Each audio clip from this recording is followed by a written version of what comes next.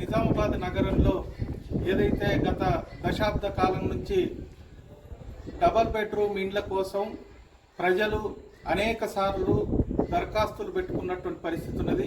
నగరంలోనే 30,000కు పైగా దరఖాస్తులు పెట్టుకున్నటువంటి అర్హులైనటువంటి పేదలు ఈరోజు డబల్ బెడ్రూమ్ ఇండ్ల కోసం ఎదురు చూస్తూ ఉన్నారు.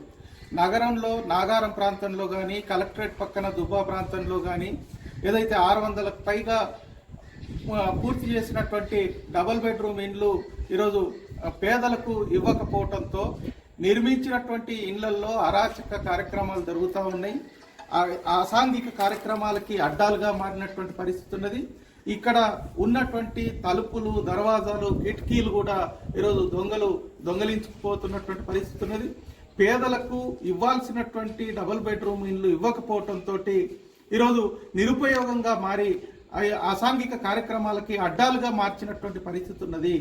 ఇప్పటికైనా ప్రభుత్వం వెంటనే యుద్ధ ప్రాతిపదికన ఈ అసంపూర్తిగా ఉన్నటువంటి డబుల్ బెడ్రూమ్ ఇళ్లకి నిధుల్ని కేటాయించి పూర్తి చేసి వెంటనే యుద్ధ ప్రాతిపదికన పేదలకు ఈ డబుల్ బెడ్రూమ్ ఇళ్లను పంపిణీ చేయాలని మేము కోరుతా ఉన్నాం. లేకపోతే మాత్రం పేదలు ఈ డబుల్ బెడ్రూమ్ ఇళ్లని ఆక్రమించుకొని ఇక్కడే నివాసం ఉండేటువంటి పరిస్థితి వస్తుంది. దానికి ప్రభుత్వాలే బాధ్యత వహించాల్సి వస్తుందని హెచ్చరిస్తా ఉన్నాం. ప్రధానంగా గత ప్రభుత్వం పేదల్ని నిర్లక్ష్యం చేయటంతో గత ప్రభుత్వానికి ప్రజలు తగిన గుణపాఠం చెప్పారు. కాంగ్రెస్ పార్టీ ఇందిరమ్మ ఇండ్ల పేరుతోటి కాలయాపన చేస్తే మాత్రం ఈ ప్రభుత్వానికి కూడా ప్రజలు తిరుగుబాటు చేసేటువంటి పరిస్థితి వస్తుంది.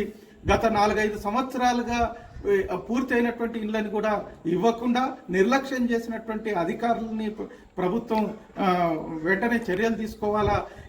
ఇక్కడ జరిగినటువంటి ఏదైతే ఈ అసంపూర్తి ఇండ్లని పూర్తి చేయాలా, అట్లాగే ఈ నిర్మాణంలో లోపాలని సరిదిద్దాలనేటువంటిది మేము సిపిఎం పార్టీగా డిమాండ్ చేస్తా ఉన్నాం.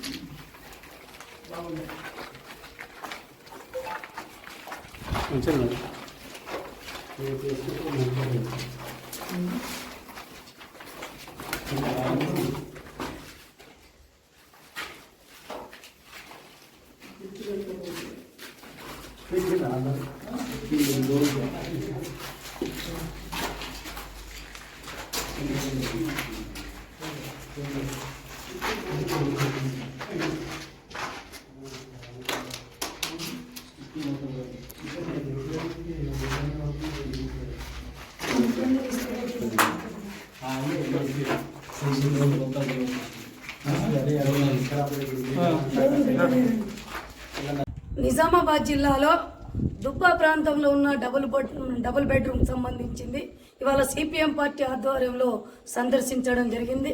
గతంలో అనేక సార్లు ఏదైతే నిజామాబాద్ జిల్లాలో అధికారులకు, ఎమ్మెల్యేలకు వినతి పత్రాలు ఇచ్చి విసుకొచ్చిన సందర్భాలు కూడా ఉన్నాయి. కొన్ని వేల దరఖాస్తులు ఉన్నాయి. ఏదైతే గత గవర్నమెంట్, బీఆర్ఎస్ గవర్నమెంట్ సొంతింటి కళ అని చెప్పారు, సొంతింటి కళ కూడా కాలేదు ఇప్పటి వరకు పేదలకు. ఏదైతే అత్త వస్తే, కోడలు వస్తే, అల్లుడు వస్తే, బిడ్డ వస్తే ఒక్కొక్క రూమ్ ఉండాలనేది కేసీఆర్ గవర్నమెంట్ చెప్పింది. 2 డబుల్ బెడ్రూమ్లు అని చెప్పిండు. మేకలు వస్తే, పోతులు వస్తే, బర్రెలు వస్తే ఒకవైపు అని చెప్పిండు. కానీ కట్టిండు కానీ ప్రజలకు అందుబాటులో ఉండే విధంగా కానీ ప్రజలకు ఇచ్చే విధానంలో కానీ లోపాలు కనబడ్డాయి. 90% పూర్తి చేశారు, 60% పూర్తి చేశారు. కాంట్రాక్ట్ ఎవరైతే ఉన్నారో వాళ్ళు బొజ్జలు నింపుకున్నారు, గవర్నమెంట్ బొజ్జలు నింపుకున్నది. కానీ పూర్తి మాత్రం చేసి సొంత ఇంటి కళ మాత్రం ప్రజలది నెరవేర్చలేదు.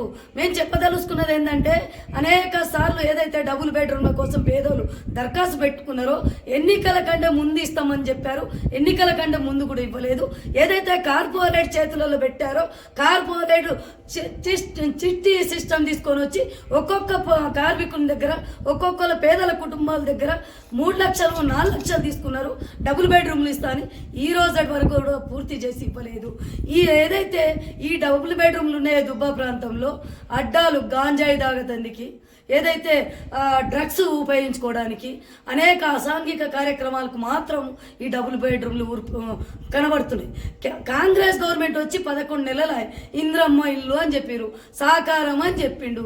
ఒకవేళ నిజంగానే పేదల మీద ప్రేమ ఉంటే వచ్చిన గవర్నమెంట్ అన్నా వెంటనే దీన్ని పూర్తి చేసి ప్రజలకు లేని వాళ్లకు వెంటనే ఏదైతే మరమ్మతులు చేసి వెంటనే ఇవ్వాల్సిన అవసరం ఉంది.